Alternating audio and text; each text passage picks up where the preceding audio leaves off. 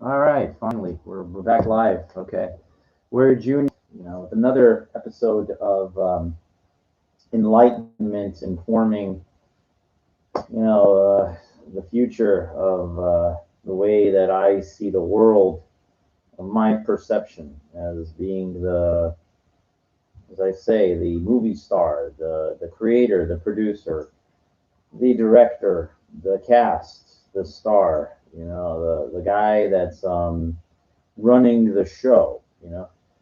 Probably I know people are watching this and go, "Why is it so dark where you're recording? What's going on?" And I said, "Are you like ashamed of the way you look and everything?" And I go, "No, I'm not ashamed of anything. It's you see, where I film this in my great studio known as my bedroom.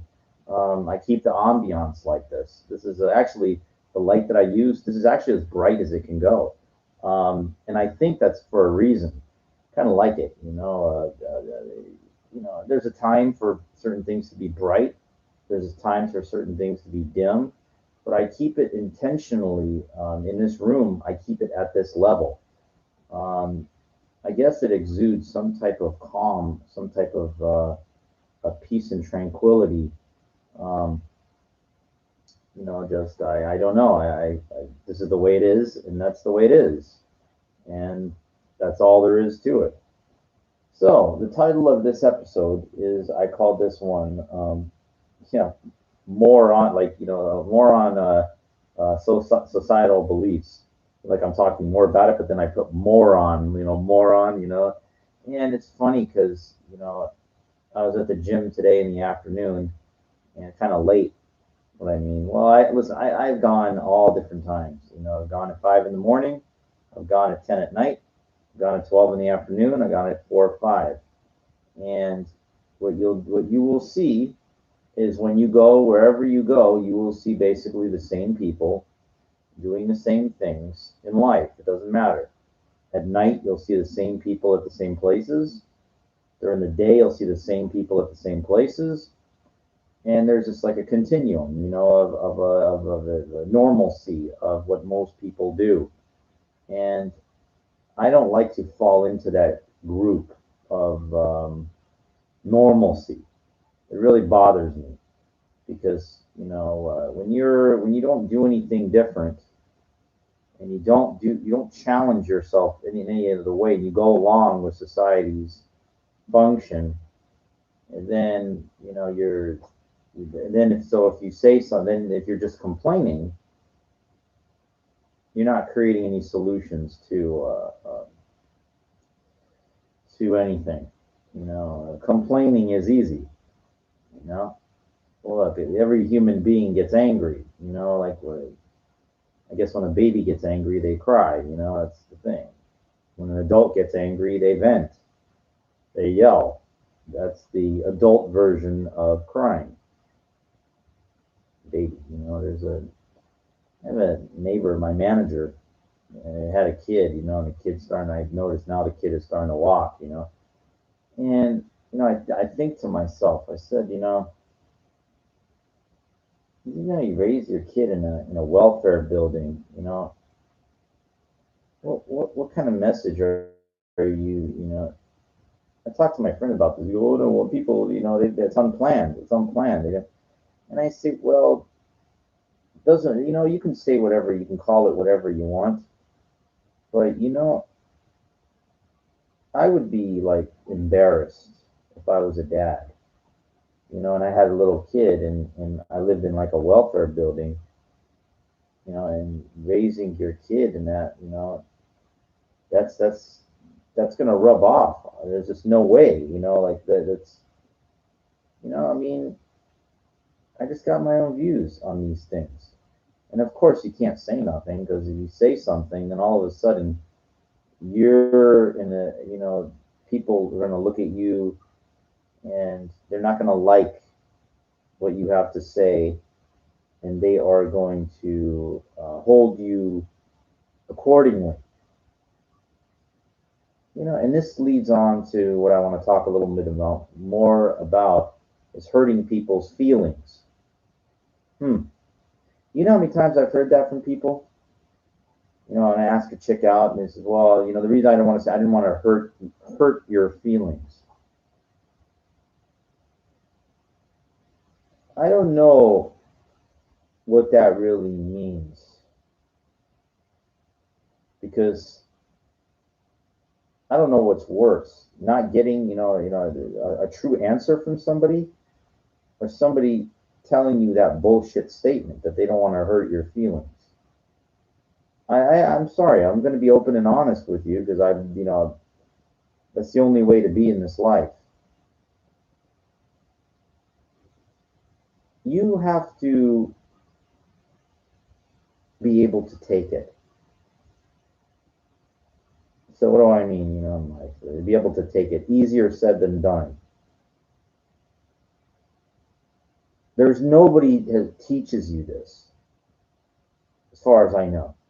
Yeah, there's people that say, I heard Stallone saying, "Oh, it's how much you can take and keep moving forward." Yeah, okay. There's some cute taglines in Rocky,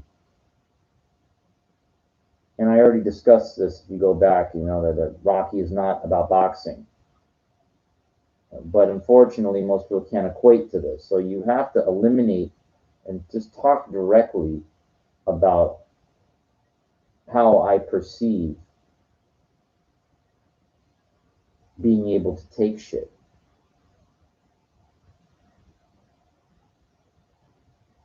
Now, I talk about, if you go back and listen to some of my earlier episodes, I talk about the three types of people. You have your subs, which are your submissive people. They can't say no. My boss, I have a friend that talks about his boss all the time. He's a good guy, but he's kind of like a goylem. And it's like, I can't, it's kind of hard because I don't want to hurt his feelings. But some people, they're just beyond help, like it's too late. And that's the problem. Everybody will try to sugarcoat reality and tell you it's never too late. Oh, you can be whatever you want to be. Oh, you could do whatever you want. It's not true. It takes an immense amount. Depends. Listen, we all have our deficiencies. Some, it just depends. Some people have like worse deficiencies in certain areas. And then they might have a little bit of strengths in something else, but that strength in something else might not really shine because there's no connections. Let me give you an example. I have a couple friends that they like art, like artists. One guy that I know likes to draw. This other guy likes to paint stuff. No connections. For whatever reason, it doesn't matter. But, their strengths herein lie in certain areas. And then, they can fall short in other areas, maybe communication skills. My English is not so good. You have to work that much harder at that. And that's hard.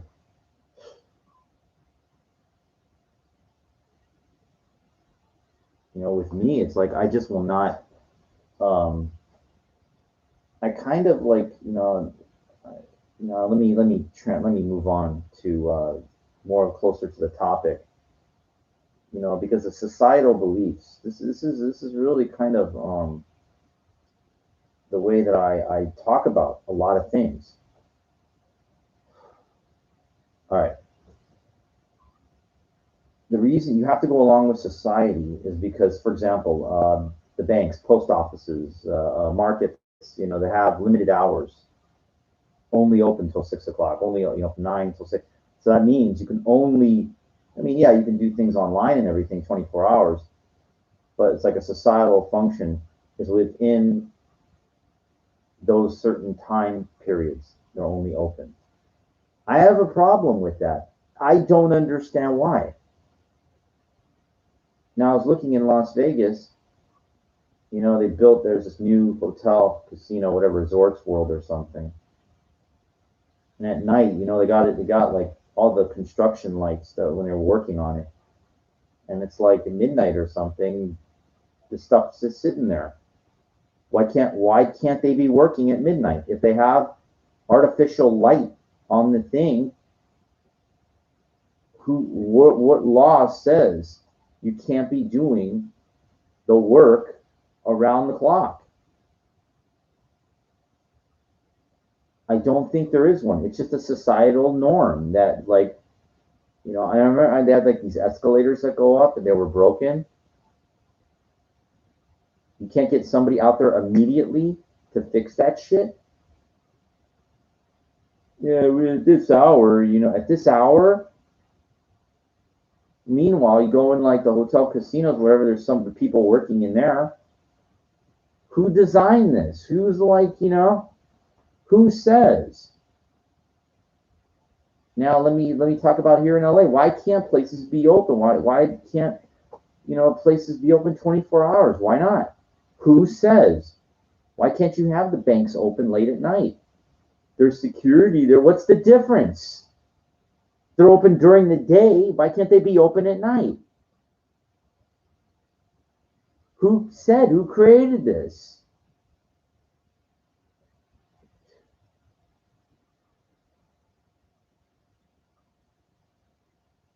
The post office. Why can't they be open 24 hours? Why? They send those packages go, like when you send something, then they take it to like an annex facility, and then it goes from someplace else. They do that 24 hours, 3 in the morning, 4 in the morning, 2 in the morning, whatever. So why can't they keep it open, a post office, 24 hours, have people working? It would give people jobs or opportunity. Not everybody fits in the 9 to 5 schedule. They should have, things open. What's the problem? There is no problem. It's something that for some reason society accepts that things can only be open at a certain time.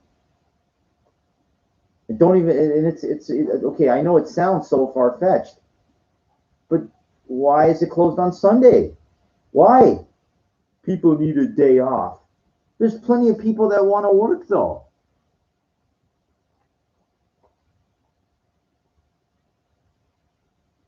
You can give me any excuses you want, but you will not have a leg to stand on against me. Okay? You can't. Because all my points are valid. Because I'm running the shit. It's my movie. It's the way I see life. And the problem is the way I see it, you're going to be looked at as weird and strange. You're not abnormal thinking. Yeah? Can you imagine if things were running 24/7, 7 days a week? How efficient things would be. Here, let's do this. Why not? Here, I'll play your thing. Okay. Okay. So the freeway is closed at 6 o'clock p.m. Can't go. Do you see how retarded that would sound? The freeway is closed on Sunday. You can't drive to wherever you want to go. Why? Why are you closing the freeway? Well, it's just that's what we do. We don't allow it to be open. Huh? Can't go down the road. Yeah, it's closed on the weekends. Huh? But I need to go to this. Well, I'm sorry, it's not open on after 8 o'clock. You can't. Do you see how retarded that sounds?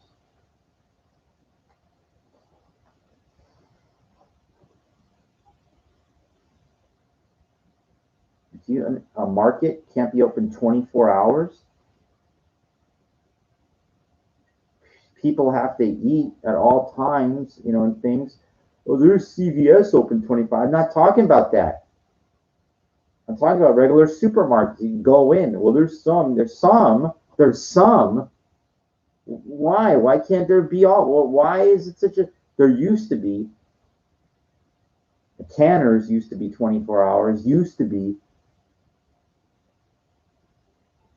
And then you'll hear a whole myriad of complaints of why dumb dumb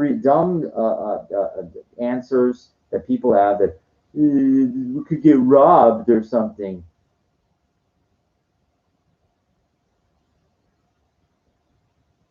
Okay, what is the difference if the sun is shining or if the moon is out? You have video cameras. You have cameras pointed inside. You have security. What, they can't work at certain times? You can't hire one more security guard? It's like that big of a deal. At my market that I go to, they have like the automated, you can pay, do it yourself. They close that thing at a certain time. There's like 8 checkouts. You could do, you could have one person position there. Well, we closed it at that time. Why?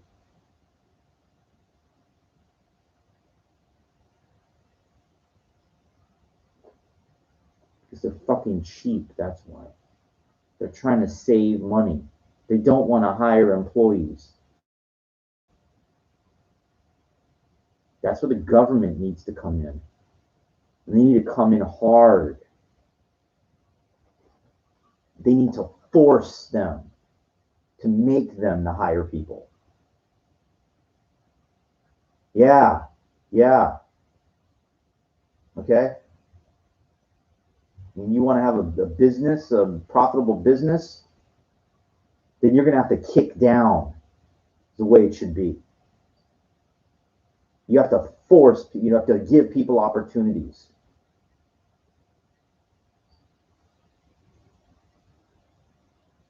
You know what the number one killer in this country is?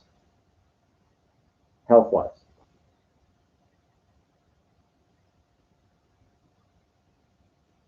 I always pause because I like, people to guess, because I know years from now, people will be listening to this and they will be playing along. Hey, maybe it will change. But as of the recording of this video, it is heart attacks, heart disease. What causes that? Blockage. Blood's not moving fluidly. The arteries are clogged or whatever. My point is that if you don't keep things open,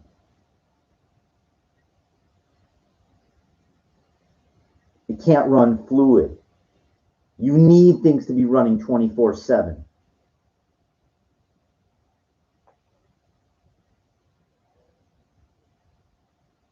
But for some reason, it's not accepted.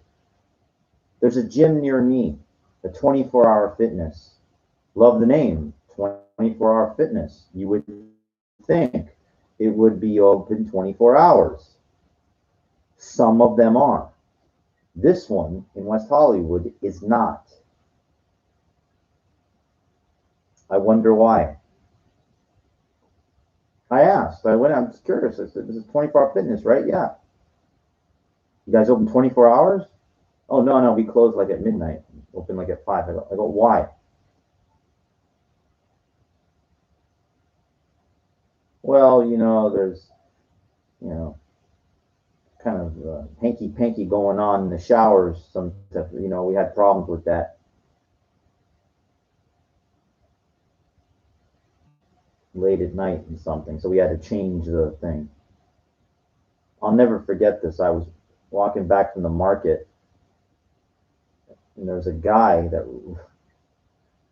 guy ran out the gym around midnight, maybe even later, actually. It might have been 1 in the morning. I knew the gym wasn't open. He ran out the door just in a towel. No shoes, no socks, nothing, just a towel, no shirt, nothing.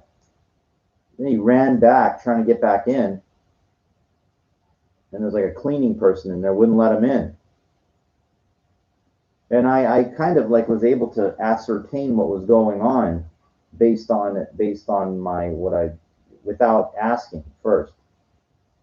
I said, this guy was hiding out in the gym when they closed. Maybe he was on drugs or something.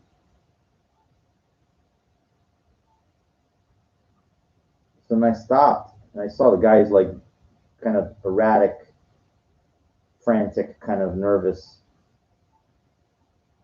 I forgot my keys. I forgot my keys. Something like that. Like, why are you in there? You couldn't get an answer from him.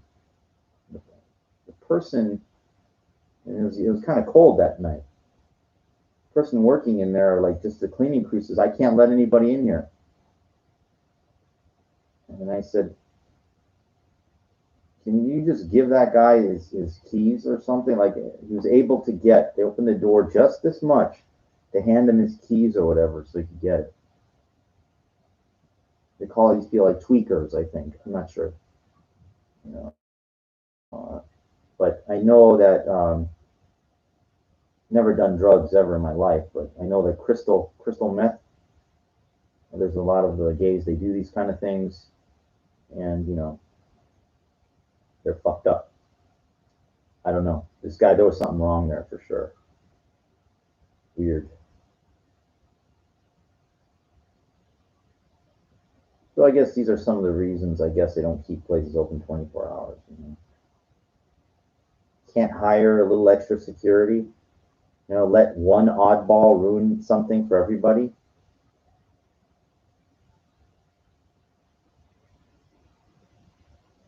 Give me a reason why. Like, the banks can't be open. It's not dark inside.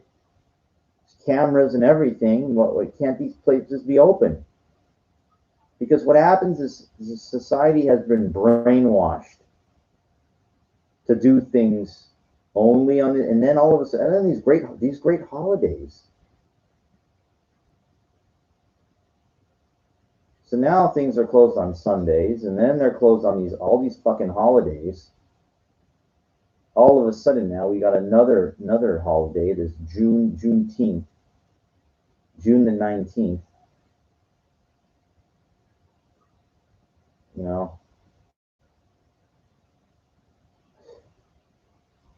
And you go ahead and you say something, and all of a sudden, oh, he's got a problem, like with those people, blacks now, or something like that. Did I ever say I have a problem with any races? I have a problem with holidays in general, okay? And how they affect the flow, the circulation of things. I don't have a problem with a holiday, but things shouldn't be closed. Why can't things be open and then celebrate your holiday along with it? What's wrong with that? Well, the holiday is a time to close business and reflect on things. No. I say no. I say you can do both.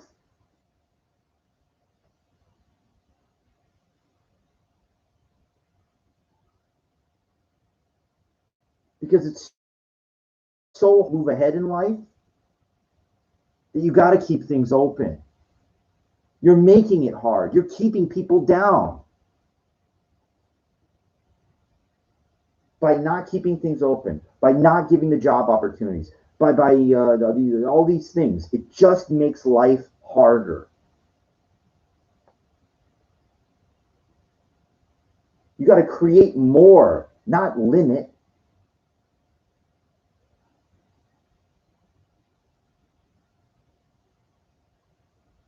All the, and then these companies picking up and going to other countries. Like my friends from Akron, Ohio. There's it was like the rubber capital. It go elsewhere. There is business. Yeah, there's a lot of infrastructure here in this country, but when stuff gets outsourced, it's like, fuck. Well, the business, has to do what's best for its business. Government needs to step in. Government says, no, you can't. You can't allow you to do that. You go out of this country, then you can't sell. You can't conduct your commerce in the country anymore if you outsource. You have to stay here. It has to be all done here, or else you can only sell to other parts of the world. The government has to come in hard. And I know it sounds socialist. I know it sounds Nazi Germany-esque. But you know what? It's not. It's not.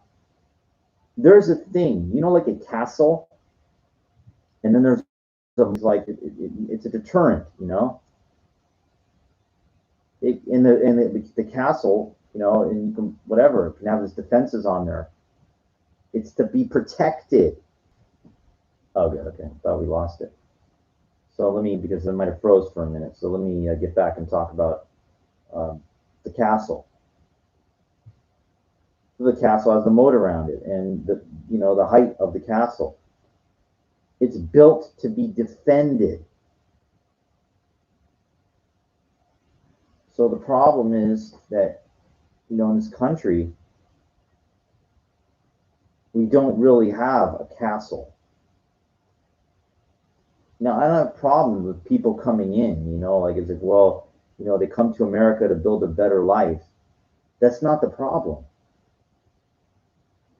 And it's not the Statue of Liberty. That's the whole point. Give us your tired, your weary people yearning to be free. It's America. Like it's an opportunity, the land of opportunity. But it has to be defended like a castle. And the problem is, what happens when people try to take over the castle?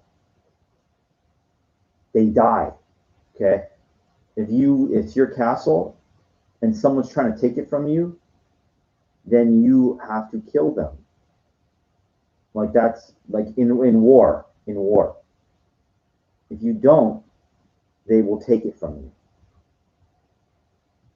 Now, I'm not saying like you have to understand the analogy that I'm trying to equate it to modern day 21st century U.S. Like the government controls everything through like the circulation of money. Yeah, we live in a capitalist society and everything, but the government needs to would have to lay down. There's laws, right? Well, the government would have to step in for the best benefit of the people and not allow certain things to happen. And that's the problem. That's how companies get so big. Like Apple building their parts. Other things, other elsewhere. I mean, I know they have a fact where they have their headquarters in Seattle or I'm sorry, in Silicon Valley, Northern California.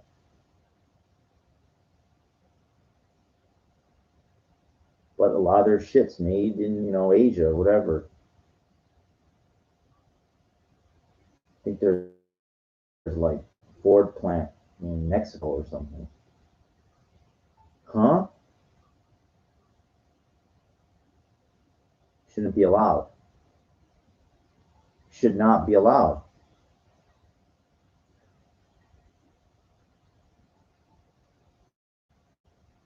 Uh, it's it's fucked up. I know, and then you're going to say, well, what about these high-end luxury cars like Rolls Royce and Ferrari? Well, you're saying that then we can't have those here and stuff. I didn't say my idea was perfect. There's exceptions. There always is. But the whole idea is to have a general, base. You're talking about exceptions. There are always the little exceptions out there.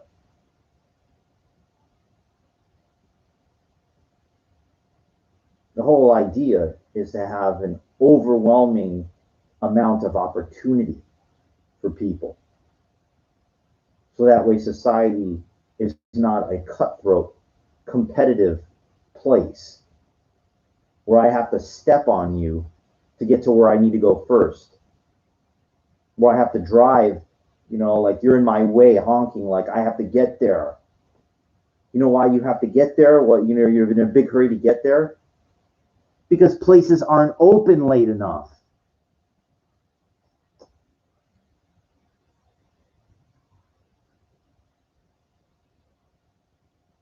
Why can't they were open 24 hours? You wouldn't be in a big hurry to get there, wouldn't you?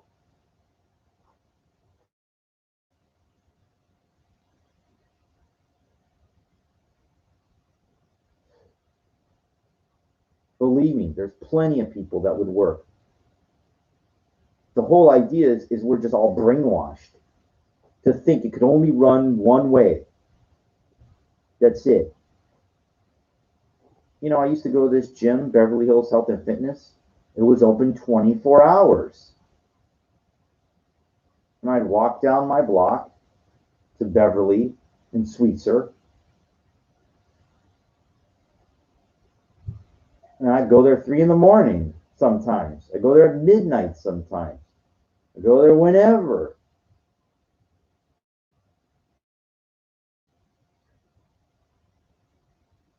Because I felt like it.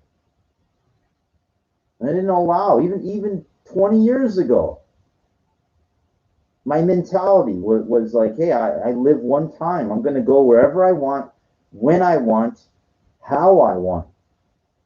Society doesn't accept that.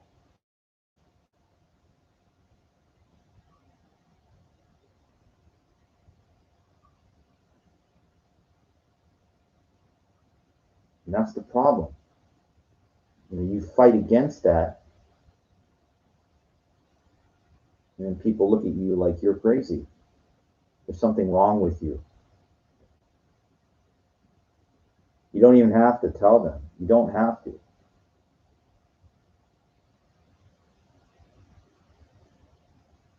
You just ignore them.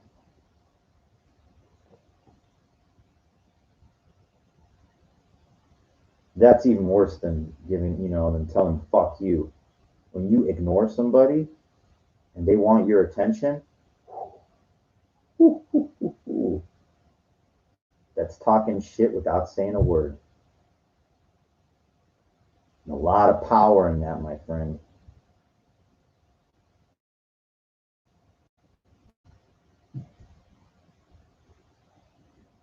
Think about, in my earlier episodes, what I talk about, if somebody's like, yeah, yeah, yeah, yeah, coming at you, yeah, yeah, yeah, and you just do the death stare.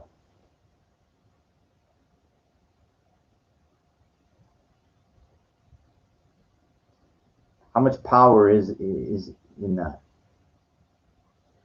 Holding that frame. Yeah, yeah, yeah, yeah, yeah, yeah.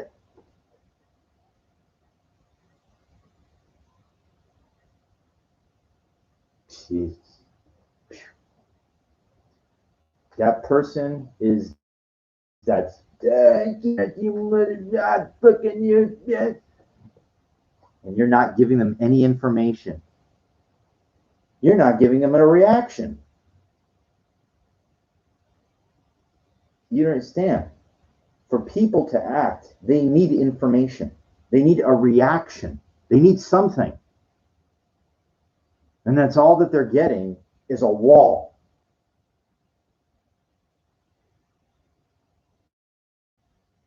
Go ahead and try to punch a brick wall and see what happens to your hand. Go ahead and try to talk to a wall and see what answer you get. In a way, you have to be that wall. Was it in Israel, the Wailing Wall? The second temple or something, I think it is, in Israel. People go and they pray to the wall. They put stuff in the wall, The Great Wall of China, another one. You can see it from space.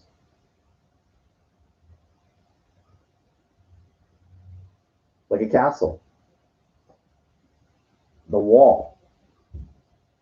It's a great defense. See how everything I kind of talk about correlates, with things. When things come together, I kind of like it. It just shows I'm not rambling on, that I'm not venting. What I try to do is present alternative ideas and ways of thinking that generally are not accepted. And by the way, even Las Vegas, everything is not open 24 hours, just so you know. Banks are not open 24 hours. Okay. Been there a couple of years ago.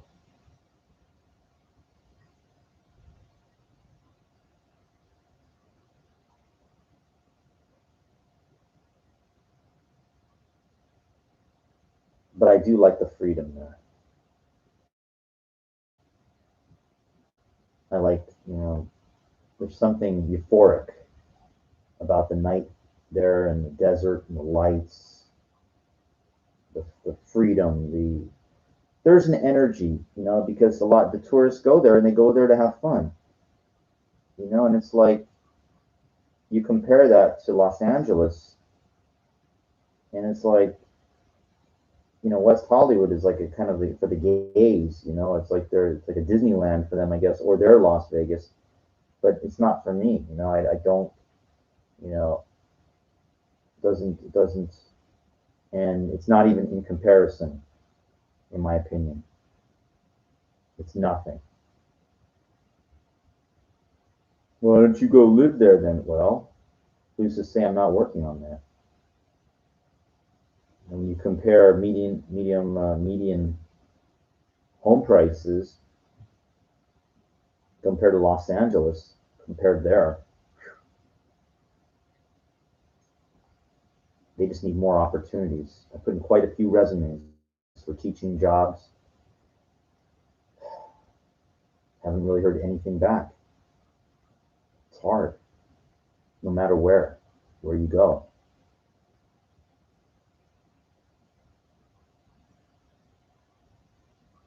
My philosophy is you don't want to trade down as you get older. You want to trade up.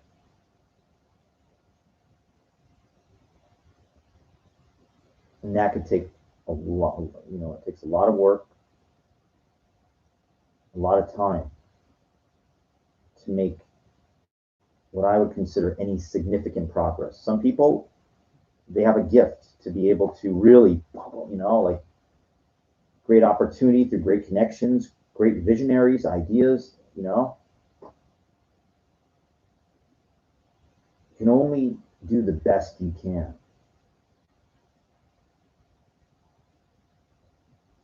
I'll tell you something, like, at the gym, like today, I mean, I work my ass off, man.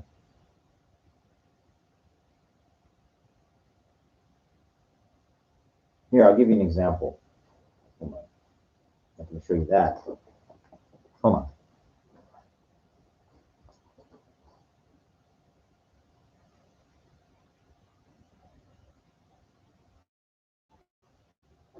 This was the workout shirt that I wore today in the gym. I want to see if you can get a little shot of this. Now, do you see how sweaty this is? The gray, and look at the bottom and the side. It's still wet. I gotta put this thing in the dryer or the cleaner. Sorry, I I button my belt buckle. When I sit down, it's more comfortable. But you see the shirt soaked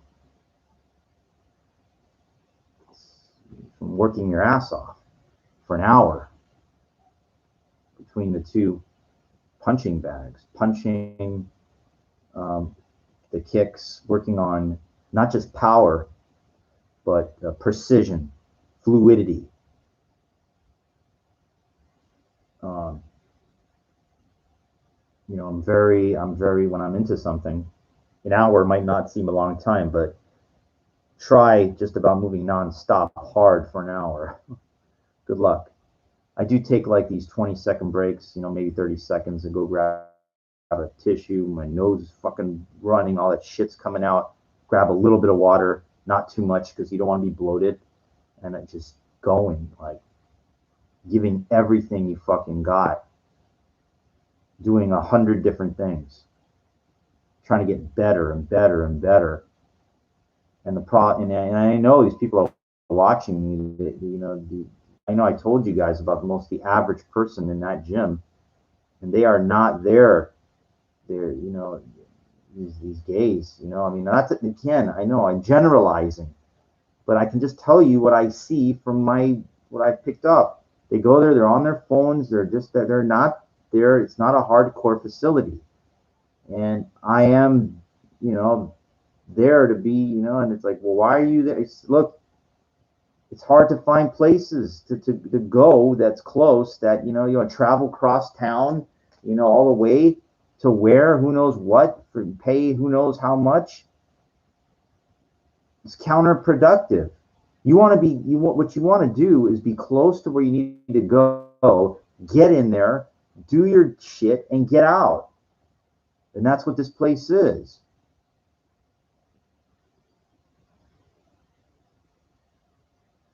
How many people, like, I just went to grab water for like a second. This one guy puts down a mat in between the two heavy bags, which is about this distance apart. And I even told him, like, you know, right before I started, I said, I'm hitting the bags there. Dude, you don't understand. I got sweat flying everywhere. I am not fucking around. I didn't say that to him, but he saw. I didn't have to tell him. You know, he could sit there and do his stretching all he wants, but he's gonna get free sweat from me flying. Who knows what else? I'm fucking going, man. I couldn't use the second bag if he's in between because he's blocking the space. But what a you know, because he had no idea, you know, like they're not used to somebody like me coming in there like and being super intense like that. When I was bodybuilding, I was the same way. When I was dancing, I was about the same way. Now that I'm getting into martial arts, I am the same way. It's therapy for me. It gives me something that I can zone in on, that I can like really give everything I got to and dream. You think you're going to be the next Bruce Lee, the next Jackie Chan or something? No, I'm going to be the first Michael Reitzenstein, okay? Is what I'm going to be. That's all I'm going to be. Might not be nothing. More than likely, it will be nothing. But you know what? At least I fucking give it everything I got. There's no guarantees. You know how many, you know, there were kids. There was this movie, like, I'm from the 80s, right? I used to watch the 80s. There was a movie, Revenge of the Ninja. It's a Sho Kosugi. Back then, there were Canon films. If you look it up, if you're an 80s movie guy. It was a ninja trilogy. Actually, the first one was Enter the Ninja. Had the chick from Breaking in it. Also Canon Films. So I related to that because of my dancing.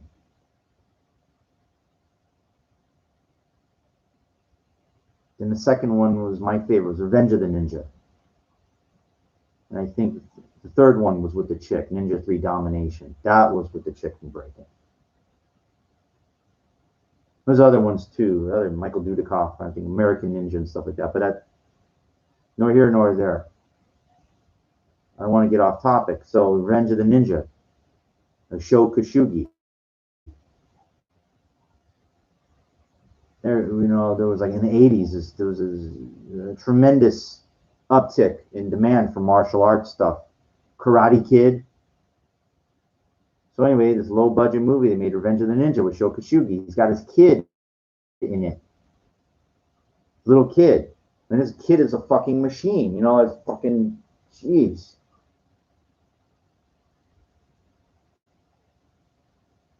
You would think that's the next Bruce Lee or something. You think Sho Kosugi would have been the next, you know, Jackie Chan or something like that. So the irony of why I mentioned that is that, and also one time, maybe about 4 years ago, 5 years ago, there was I was trying to get an agent. It was like a casting office on Hollywood near Vine. It was like a commercial agent or something. I don't know. It's on the corner. There's an office building. I need to get like buzzed in. And I'm looking for the thing. And this guy, like, he comes up to the door. He's, hey, you trying to get in here? And he's like, yeah, and lets me in, right? And so, like, going in the elevator, and this guy is like right next to me. And I noticed, wait, I noticed on the directory it said like Shokashugi Productions. And I said, well, a friend of mine was in martial arts. He told me Shokashugi passed away many years ago. So this guy, like this Asian guy, I go to him. I said, "Do you know this is Shokashugi Productions?" And the guy looks at me and goes, "Yeah, that's me." And I go, "Oh my god, you're Shokashugi?" He's like, "Yeah." And I said, "Dude, I gotta tell you something, man. Your movies, thank you. I just told him like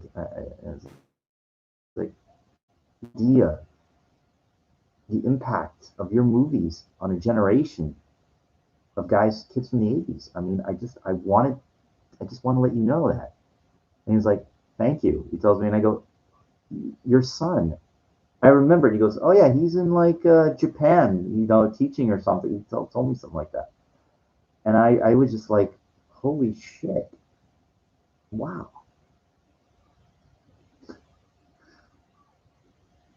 And I went to the office where I needed to go, but I mean, I told my friend Pete, because he knows that movie too, those movies. And I said, "Yeah, if you have a chance, go in there, talk to him if you could." I mean, but wow, you never know who you meet. You never know who you meet. He never really. I mean, he's one of those guys that he had those couple movies and everything, but never. It was never a massive career. It never big. The Canon Films eventually went under. A lot of people they're around though. And but if you're an '80s person, you're well aware of those films and all that, and the impact. If you're old enough, that they had. It was interesting. I remember that. Huh. Excuse me. So what's the point of that? The point is you never know whose life or lives you touch. I'll say it one more time. You never know whose lives you've touched or had an impact on. You never met before, or whatever. Film is an incredible medium for doing that because if you think about this, when you go to a theater and it's like that big screen, and you're just like a good movie immediately will draw you in. And for about 2 hours or how long, um, they're telling you their story. And those actors, are, they're real people, but it's just an incredible, a way of drawing you in through a combination of not just special effects, but emotions, music. By all of it by itself, you take it all, break it all apart, it's not much. It's not much. Look at the making, special effects and stuff like that. It's like, okay, that's cute. And then look at the actors, that's interesting. And look at this in the story thing, the scripts and everything, that's kind of interesting. But you put it all together, and it's like just you think it's real. It's you really think there's a fucking Death Star out there, and it's an amazing thing. It's an incredible, you know. I know that there isn't, but when you're there and you're watching this, it is there because you're in their world now.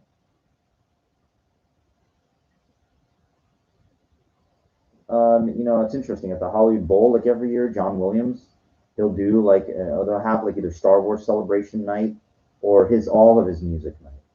And you know, I look at the scene they do. You know, they'll when they do the Star Wars music thing and it's sold out. You know, they got like 15,000 people there. And I'm sorry, Hollywood Bowl maybe doesn't hold that many, but it holds quite a few.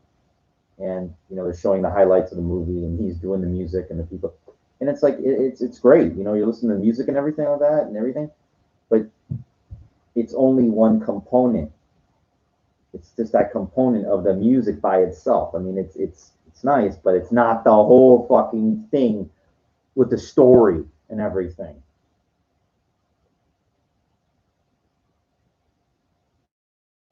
That's why the opening of Star Wars movies, it goes, it's a very hard at you. You know, it's a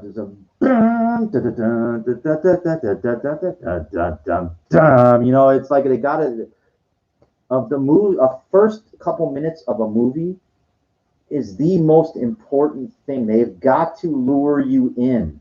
They have to. That's why the first thing they do is the scroll. They've got to get you to read, you know, what's going on. You know, like Luke Skywalker has vanished. You got to like pay attention. You got to get into it. That's the incredible visionary of George Lucas. He knew this in 77. And I'm sorry, he did it in 76. I think he started or 75. But, and he didn't create that scroll, by the way. That's taken from Flash Gordon. So not to say that, you know, like, I just copied something, but every great artist copies from another.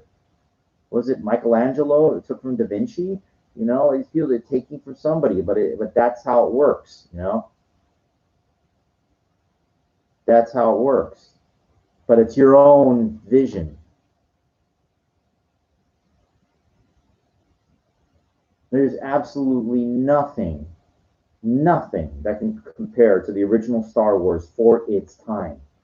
Nothing. They're never, because you don't think about this. We're talking in 1977, okay?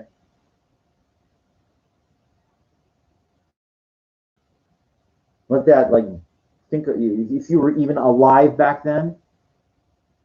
First off, if you weren't even alive in 77, then you're not going to be able to really understand what I'm saying. Now, my problem is I was only 3 years old.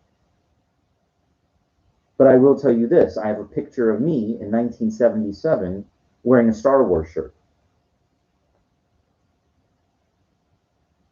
At 3, a little class picture.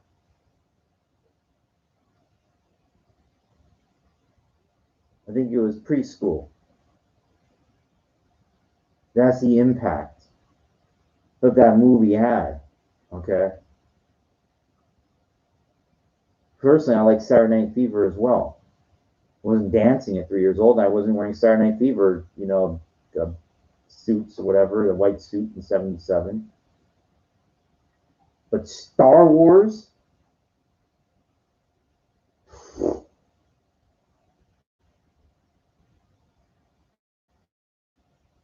the dude was in his prime, coming into his prime. Okay. Lucas with his ideas and things like that, showing what's possible.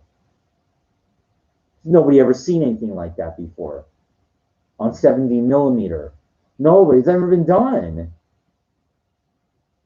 My friend Harry is like 60 years old. You know, he's in his 60s now. He said they're going there like they were like you know, guys were like in high school or something like that. They were smoking weed. They're going this thing, and they saw that, you know, the ship. And then this guy comes out, this Darth Vader in this black suit and everything. And you're like watching this, and then all it's about this kid, this farm boy, and then you're like but you see the movie's kind of slow, you know, like the way, but it flows, you know, like from one scene to the next. They go that cantina thing, takes them there, and then the introduction of Han Solo. I mean, it's like, you know, nobody would have patience nowadays to sit through. They'd say, well, when's the action going to start? When's the You don't understand. Back then, the human mentality, the consciousness was different than it is today. Movies are shorter generally because of people's attention span is less. People have phones now. Oh, you called me? They're on the phone while the movie's fucking going on. They didn't have that. The feed here for a second. Okay, we're back. All right. But, I'm just trying to impart the importance of timing. Very similar to Rocky, a year prior in 76. Oh, I'm sorry. Yeah, 76, year prior. Timing. America's bicentennial, 1776, 1976. America coming out of Vietnam. It's kind of like right now coming out of COVID. Not the same, of course, as a war being over, but in a way it is.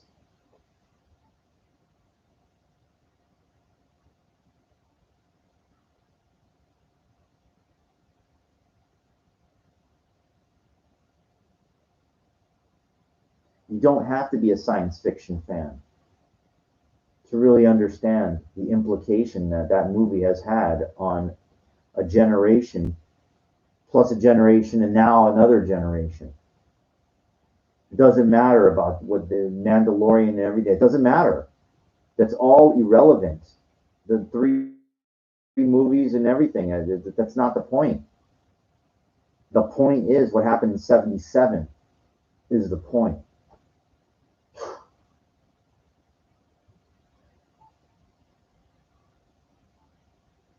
I just like to see like how many people have ever done anything like that. I've never seen this. Only one that I can mention.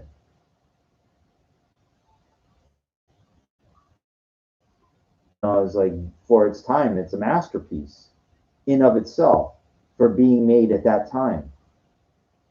And ironically, it's not my favorite movie, but I'm just talking subjectively for the impact that it had, like on culture.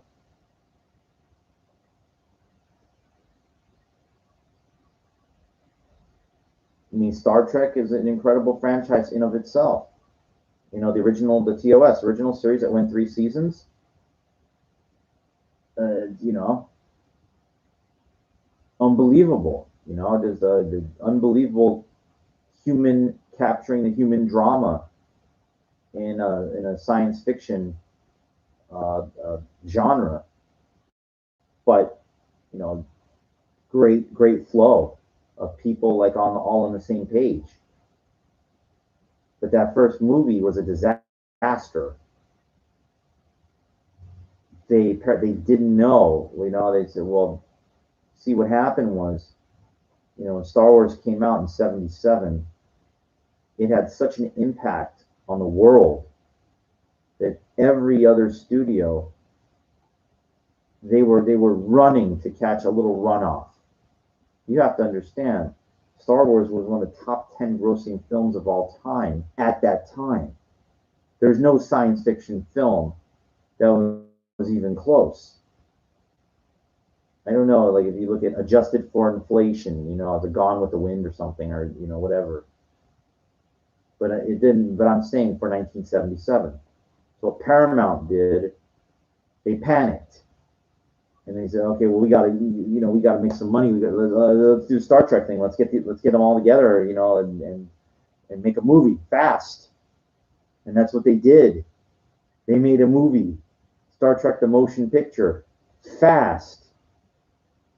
And what happened? It went down fast.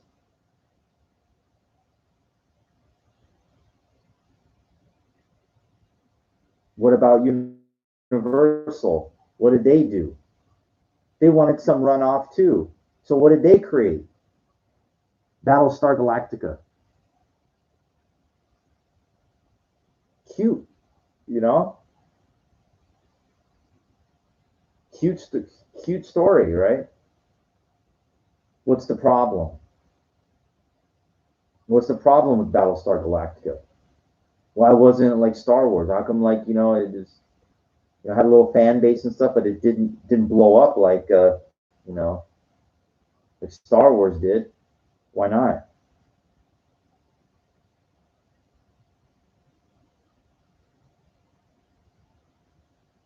Because it didn't have a story like Star Wars did. It didn't have characters like Star Wars did.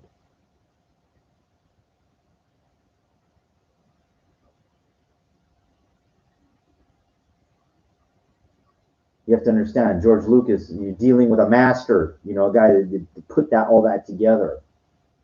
Those people that made Battlestar Galactica, they just put something together like just to catch a little runoff of a science fiction. All those people were thinking it's just science fiction. We can make something too, like Alien or something like that. You got your little fans of that stuff, little fans and stuff, but you didn't shake the world like that did at that time. Now, what Paramount, they didn't stop so easily, and what they did was they saw that first movie and said, okay, we can do better, and they did. Star Trek Two is a great film in of itself because they changed it up, because they thought things through a little more. They got, was it Nicholas Meyer to direct or produce or something? They changed the uniforms, gave it a more cooler look, but not just that. Created a story. They went back and they found, okay, what about the Spacey, Khan Noonien Singh? We'll have Ricardo Montalban reprise the role. We'll build that story. They built a story. The whole Genesis thing.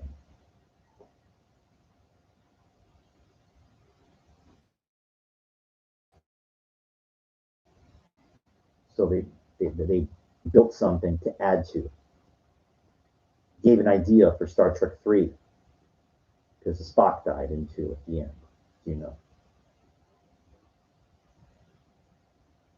It took them a little time, to come back off that sour dip. And meanwhile, Lucas, after all that success, 20th Century Fox didn't want to, put up any more money for like a Star Wars #2. So Lucas snowballed it and said, well, okay, I'll put up the money myself and I'll make The Empire Strikes Back. Which to me is a way better film than Star Wars. Way better. Because it starts to open up the story now. Which I knew that they didn't let they don't want to let the cat out of the bag in the first one. That it's not that simple. There's more than this. And you start to find that out in the second movie. And that's why it's called Episode 5. He knew all this shit all along. That's the true genius. That nobody knew the connection between Vader and Luke, except Lucas. You couldn't figure it out in 77, because if you watch the scene, I talked about this before, where Obi-Wan is talking to Luke in his hut. And Alec Guinness gives a facial mannerism.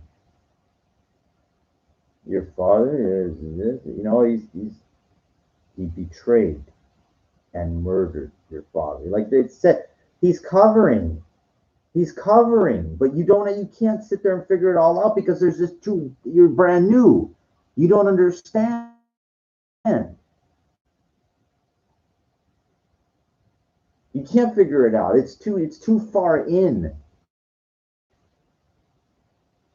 Because he's not, Lucas is not going to explain it. I'm not going to give it all to you fast.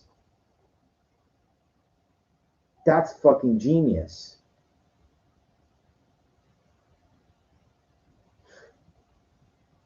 He waited and he knew, okay?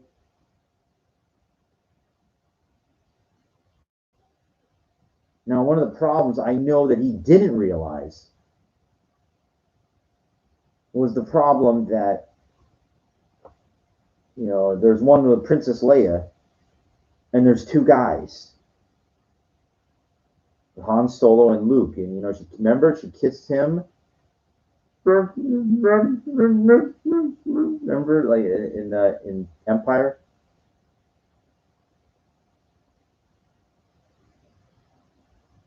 And they're arguing, Han Solo and everything. And when a woman argues with a guy, that of course that's building sexual tension, is what that is. He doesn't show it, he does like her. And you got him though. He's not a little kid though. He calls him kid, but he's not. So you got two guys and one woman. There's a problem here. And again, it's very difficult. Should I say it again? He knew exactly what's going on, but maybe he wasn't able to figure. He said, okay, well, what am I going to do here? What am I going to do? Like, why you need a viable reason here. People aren't stupid. Why is she going to choose like him over him? Why? And he couldn't come up with it. There was no logical reason.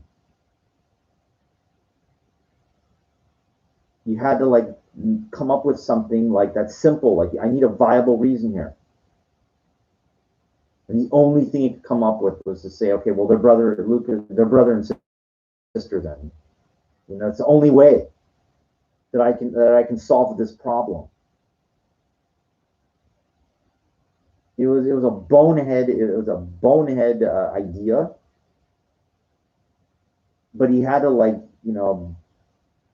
to solve it, because it had to flow, or else you're not gonna be able to say, well, why is she with him then? Then he would have to do something to show like he's a bad person now, and it just didn't work because they're all supposed to be on the same page.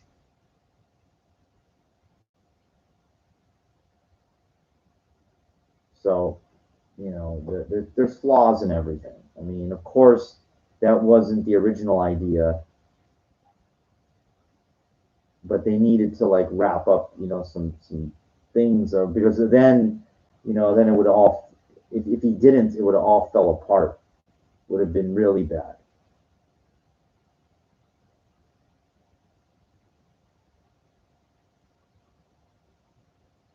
And when the new movies,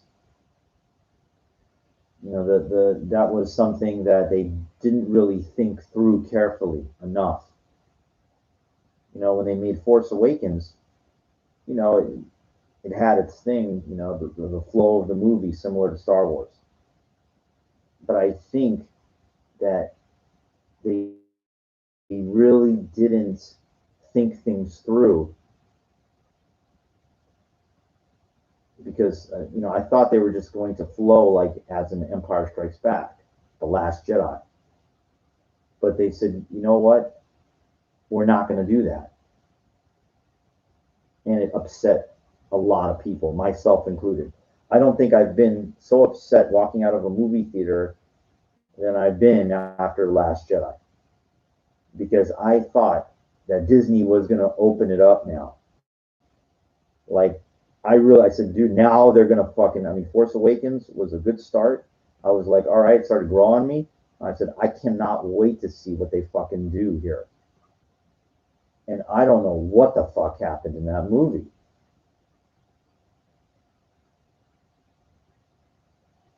You can blame Ruin Johnson. You can blame, Disney. You can blame everything. I don't know what the fuck they were doing.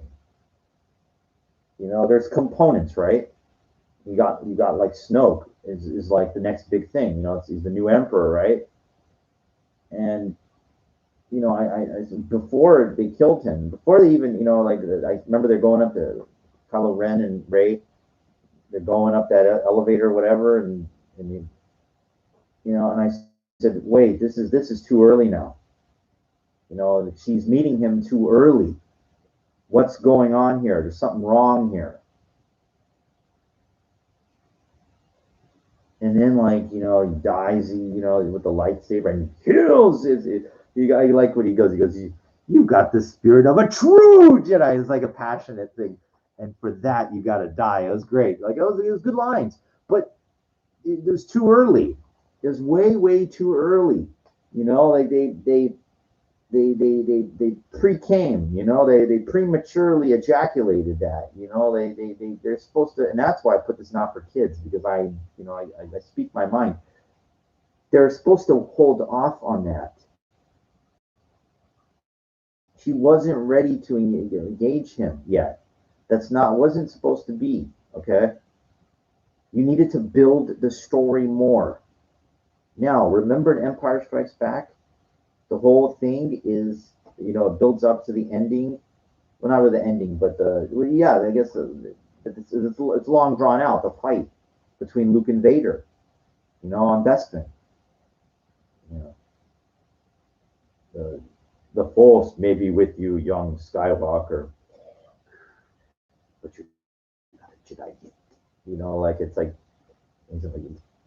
like that background with the orange like steps and shit like that. And I liked. It was really, I mean, just a classic, real nice. You know, the battle thing, and then he has to go through everything, and then like tells and you know gets him on that little walkway to the end.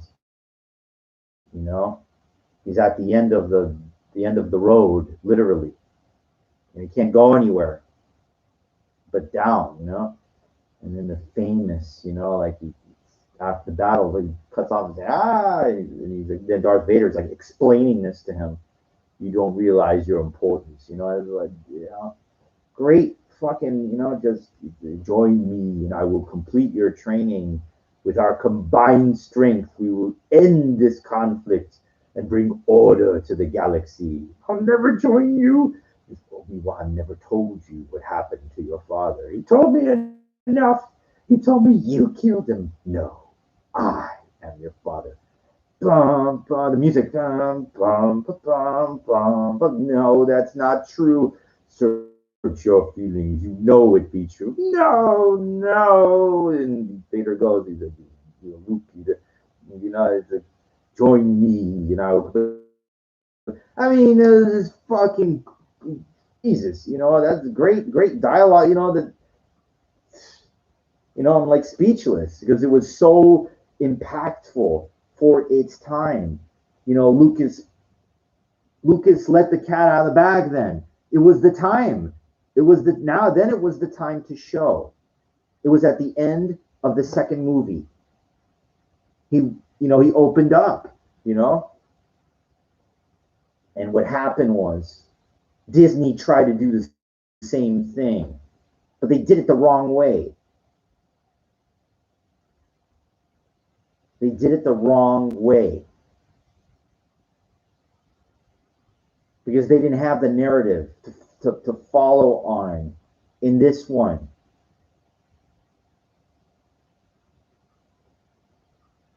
Because they didn't address the most important question that everybody was wondering.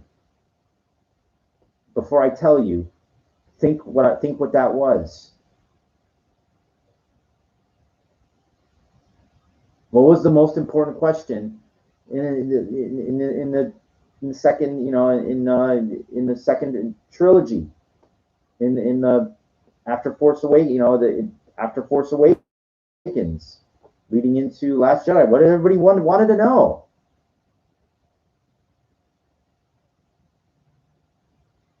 Everybody wanted to know who's Rey's dad. That was the most important single question. For whatever reason, it wasn't who's Rey's mom was. Everybody is asking who's Rey's father. And at the end of Force Awakens, she hands the lightsaber to her father, okay? And they changed it.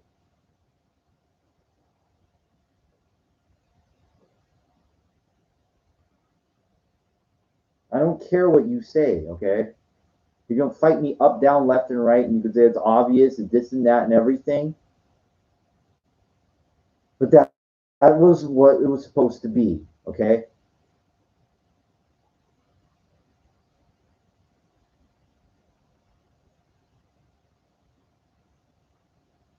In The Force Awakens, at the end, she fights Kylo Ren. She pulls the fucking lightsaber. Luke's saber. There's a connection there. When she touches it, there's a connection there out of the crate. Remember? Out of the chest when she touches it. There's a connection there. That was who she was supposed to be. And then I don't know what the fuck happened. I don't know if Disney executives got together after Force Awakens and J.J. Abrams and said, you know, what are you doing here? Well, we're gonna change. No, we're not gonna do that.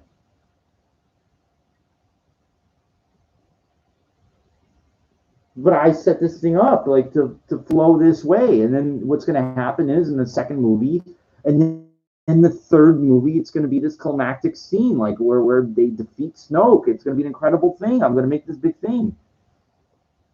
You're gonna change all this? And they did that. I created Snoke. Huh? Aren't you dead? You died. You went down the chute. Sorry, that was Tarzan. I'm sorry. The Palpatine got thrown off the fucking, down the chute by Vader.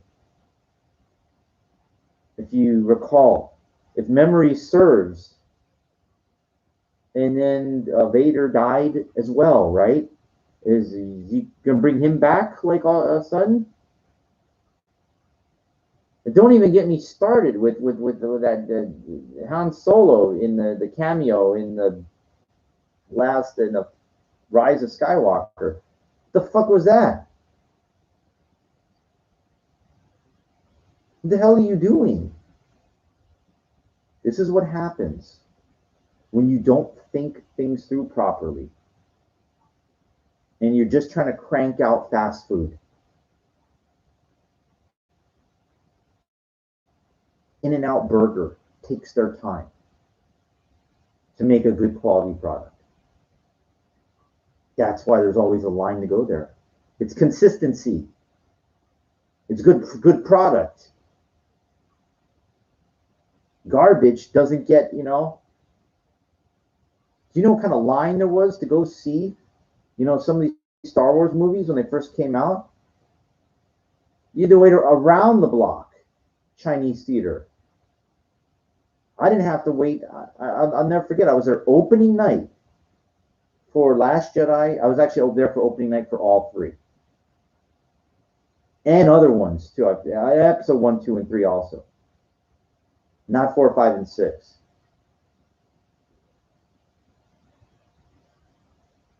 Remember Force Awakens. The anticipation for that was beyond anything. Episode 1, the anticipation for that was beyond anything in 99. But I remember for episode 9, I'm literally like on the opening night. Chinese theater, they have the names and the. I'm not even on the sidewalk. You're so. It wasn't even. I go. People had their filler. They said it's enough. They didn't care at that point. You could hear like a peep. I remember during the previews I was like, boo. I remember the roar of the crowd when they showed the previews. Woo! Like they wanted. It was so. You could hear a pin drop. It was so disappointing.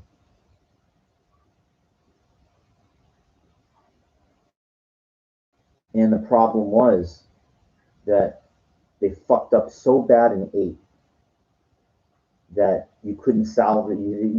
They just could try to salvage 9. They could try to salvage 9, and they did. They did the best way they could. I don't think they could have done a better job because it was like, what they did in 8 was so poorly put together. You know, they you know, you have like, okay, it's supposed to go like this to this to this. Like, you know, I told you, if you look at the original trilogy, from four to, you know, from Star Wars to Empire to Jedi, look at the flow of it. It runs clear. It runs clear. There's no like, you know, uh, and what happened was Force Awakens, clear, and then it hit a fucking wall about halfway through when they killed off Snoke. You basically you turned the whole thing on up on itself. The idea of Luke training Rey, fine. Everything was going good. But they rushed it. And then at the end of Last Jedi, they said, "Oh shit, what did we do here?" You turned a three act play into two. What the fuck did you do? And what happened was, because that part of that movie that changed the whole dynamic of everything. It just went downhill from there. I want you to put everything on, and then the whole thing revolved around Leia and everything like that. Then she died, and you know it became more of a tribute to her. But meanwhile, it's not supposed to be about the old cast. It's supposed to be about the new. So they just went against everything. They turned all these things against each other. And then they said, well, oh my God, what do we do now in 9? Let's bring back Palpatine. Which was at that point, it's like that's the only thing you could do. And then say and of course, the question had to be answered. The question had to be answered. They had to say, who's Rey's father? Okay, then they scrambled frantically to say it was like some guy, you know, this woman. They were, you know, they were drunks, and then Palpatine's her grandfather. They scrambled because they fucked up, because they didn't think things through properly.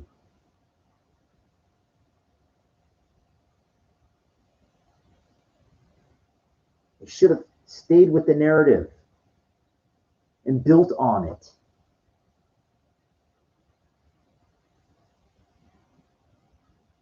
And then maybe at the end of Last Jedi, she should have got her ass kicked by Snoke. And then survive like Luke did. And then complete the story in 9. Have her defeat Snoke at the end, possibly.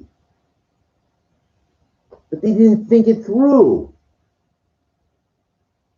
Remember, she goes, the whole thing, show me my parents thing. They're.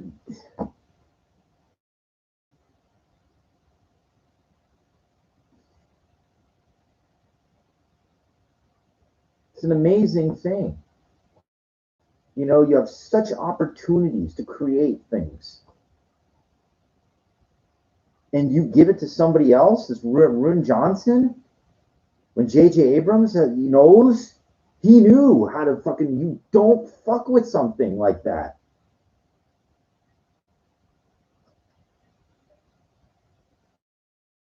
Like cliffhangers and stuff, came up with that idea at the end of Force Awakens to have that whole thing where he's on the island, does all, you know, that's all J.J. Abrams from Lost. If you watch that scene when they're in the Falcon, they're going, and then Chewbacca looks at her and she's looking at that island, like, Dad, I'm coming home, kind of thing. or something. There was the whole thing. But they wouldn't tell you. And then the fucking whatever happened. I know like Zeeb is probably screaming into the camera, Kathleen Kennedy, Kathleen Kennedy. Yeah, probably. She ruined it. She's definitely part of the fucking, problem. Whatever. It's not just her though. There's people like above that didn't like that idea. They didn't want the whole thing. It's not, it is that simple, okay? But it's over.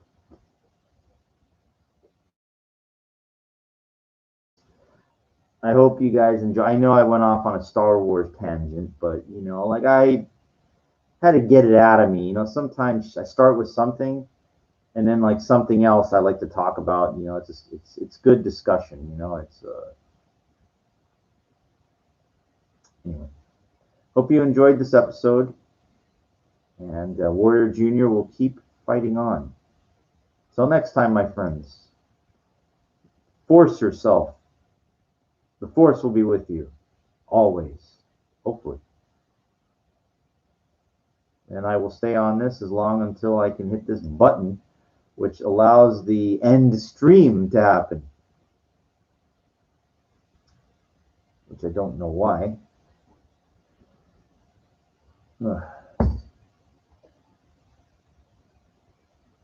Hang in there, my friends.